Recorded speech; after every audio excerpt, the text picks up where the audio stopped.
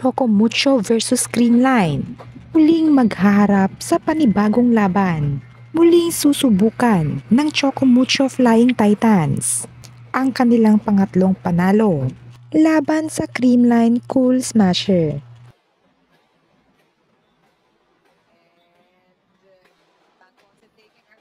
Pagbibigyan kaya ng Creamline ang kanilang sister team o muli na naman nila itong lalampasuhin katulad ng dating nakasanayan? May milagro nga kayang mangyayari para sa Choco Mucho Flying Titans?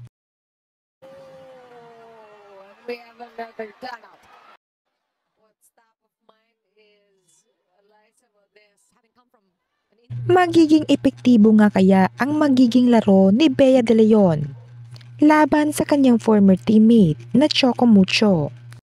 At masisilayan nga ba natin ang malahalimaw na palo ni Sisi Rondina? Gayong siya ang inaasahang magiging scoring machine ng kanyang team. Dahil ang Creamline ngayon may balak na mag-all to play dahil ang kanilang mga players ay injury free na.